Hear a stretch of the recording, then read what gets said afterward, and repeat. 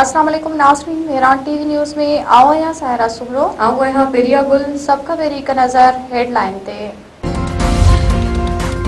Risalpur PF academy में cadet से passing out parade naval chief admiral Naveed Ashraf खास मेहमान तो शरीक परेड जो मुआयनो नेवल चीफ चयो आहे त पाकिस्तान जी कोशिशनि सां खिते में जंग बंदी मुमकिन थी मुकम्मल जंग बंदी सां ही सूरत हाल बेहतर थी सघे थी। तकरीब ख़िताब कंदे एडमिरल नवीद अशरफ वधीक चयो आहे त पाकिस्तान कंहिं बि अगराई जो मुंह तोड़ जवाब ॾियण लाइ हर वक़्तु तयार आहे। हक़ जे मौक़े में पाकिस्तान जी सामूंडी फौज भारतीय नेवी के अगराई करण न ॾिनी। पाकिस्तान जी हवाई फौज जदीद टेक्नोलॉजी सां लेस आहे। गुज़िरियल साल में पाकिस्तान एयरफोर्स सलाहियतनि जो भरपूर मुज़ाहिरो कयो। पाकिस्तान ईरान अमरीका की ॻाल्हियुनि जे ॿिए मरहले में पाकिस्तान ईरान अमरीका की ॻाल्हियुनि जे ॿिए मरहले जी आछ करे छॾी। धुरियुनि खे जंगबंदी जो मुद्दो ख़त्म थियण खां अॻु ॿीहर इस्लामाबाद में ॻाल्हियुनि जी तजवीज़। अमरीका ख़ाबिरो इदारे पाकिस्तान जे बिनाला अमलदारनि जे हवाले सां रिपोर्ट में चयो आहे त अमरीका ईरान विच में ॻाल्हियुनि जो ॿियो मरहलो ख़मीस जे ॾींहुं थी सघे थो। अमरीकी टीवी मूजिबि अमरीका ऐं ईरान विच में ॻाल्हियूं अञा बि जारी आहिनि। अमरीका जे नायब सदर जेडी वेंस चयो आहे त ईरान सां ॻाल्हियुनि में काफ़ी अॻु भराई थी आहे। बाल हाणे तहरान जे कोर्ट में आहे। इहो पहिरियों भेरो आहे जो ईरानी ऐं अमरीकी क़यादत एतिरी आला सतह ते मुलाक़ात कई। हिकु इंटरव्यू में जेडी वेंस वधीक चयो आहे त ईरान सां ॻाल्हियुनि जे ॿिए मरहले जे हवाले सां ॻाल्हि ॿोल हलंदड़ आहे। इहो ईरान जे मथां आहे त उहो अॻिते वधण लाइ कहिड़ा क़दम थो खणे। असां ईरान खे पंहिंजी रेड लाइन ॿुधाए छॾी आहे। ईरान कॾहिं बि एटमी हथियार हासिल नथो करे सघे। ईरान जे सदर मसूद पज़ेश्कियान चयो आहे त तकरार जे हल लाइ सिफ़ारतकारी तरजीह रस्तो आहे। इस्लामाबाद ॻाल्हियूं हतमी नतीजनि ताईं उन करे न पहुतियूं छो त अमरीका नेक नियती जो मुज़ाहिरो न कयो। ॻाल्हियुनि दौरान अमरीका वधीक मुतालबो रखे छॾिया। ईरान जे सदर मसूद पज़ेश्कियान ऐं फ्रांसीसी सदर एमनॉल मैक्रोन विच में फ़ोन ते राब्तो। ईरानी सदर चवण आहे त यूरोप अमरीका के बैनुल अक़वामी कानून जी पासदारी ते आमादा करण में तामीरी किरदार अदा करे सघे थो। धमकियूं दबाव ऐं फौजी कार्रवाइनि सां खिते में सिर्फ़ अमरीका लाइ पाण मसला वधी वेंदा। तकरार जे हल लाइ सिफ़ारतकारी तरजीह रस्तो आहे। पाकिस्तान स्टॉक मार्केट में तेजी जो रुझान ट्रेडिंग दौरान 100 इंडेक्स में 4000 खां वधीक पॉइंटनि जो इज़ाफ़ो।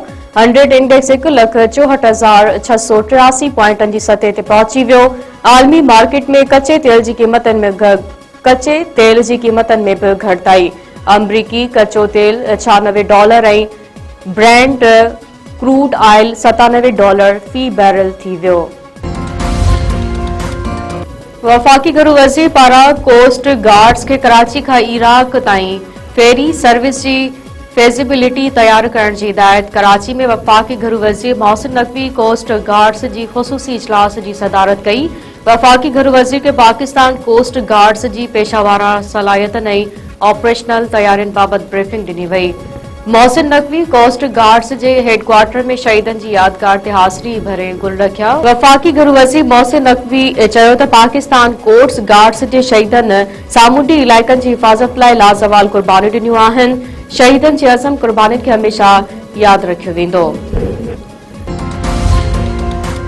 वॾे वज़ीर सईद मुराद अली शाह जी सदारत हेठि कणक जी ख़रीदारी पॉलिसी बाबति जाइज़ा इजलास। वज़ीर आला सिंध तरफ़ां नंढनि आबादकारनि ते ख़ासि ध्यानु ॾियण जी हिदायत।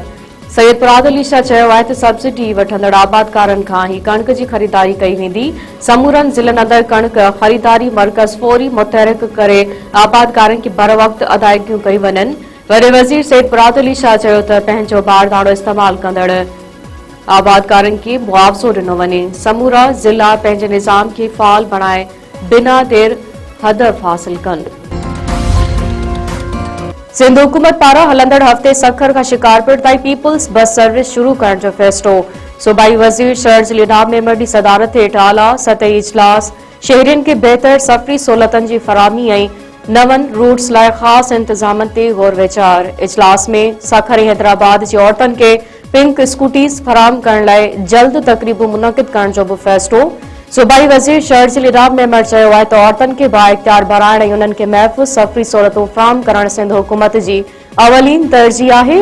हैदराबाद लाइ ख़ुसूसी रिथाबंदी कई पई वञे। हैदर चौक खां कोसार ऐं हैदराबाद खां टंडोला रूट्स ते पीपुल्स बस सर्विस जल्द शुरू कई वेंदी।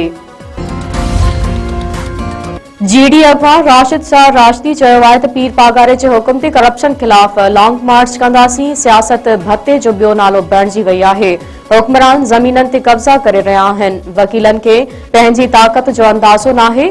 लाड़काने में मौज़म अब्बासी ऐं ॿियनि सां गॾु प्रेस कॉन्फ्रेंस कंदे राशिद शाह राशदी वधीक चयो आहे त लाड़काने खां जदोजहद जी शुरूआत कई आहे। कुंड ख़र्च में वेंदासीं। सिंध जूं केतिरियूं ई शख़्सियतूं फंक्शनल लीग में शामिल थी रहियूं आहिनि।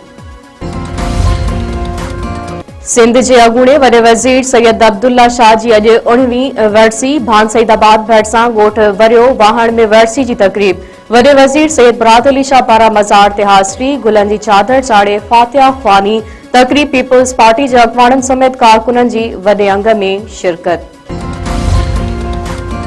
दादू ज़िले में कणक जे खुर्द बुर्द में मुलविस ऑफिसरनि ख़िलाफ़ कार्रवाइयूं। ब इंस्पेक्टर मोतल खुराक खाते नोटिस वठंदे दादू ऐं मोंदड़ गुदामनि जे इंचार्ज शोएब मक्सी खे मुअतल करे छॾियो। जोही गुदाम जे फूड इंस्पेक्टर अली असगर पमर खे बि कणक जे खुर्द बुर्द जे इल्ज़ाम हेठि मुअतल कयो वियो।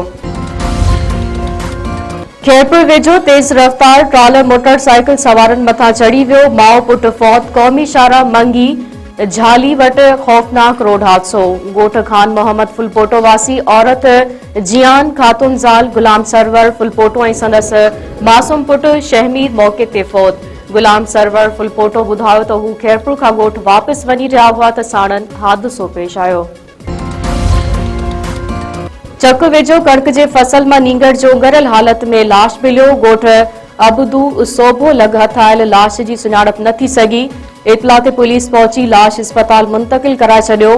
पुलिस जो चवणु आहे त नींगर जी सुञाणप थियण बाद वधीक कानूनी कार्रवाई अमल में आंदी वेंदी।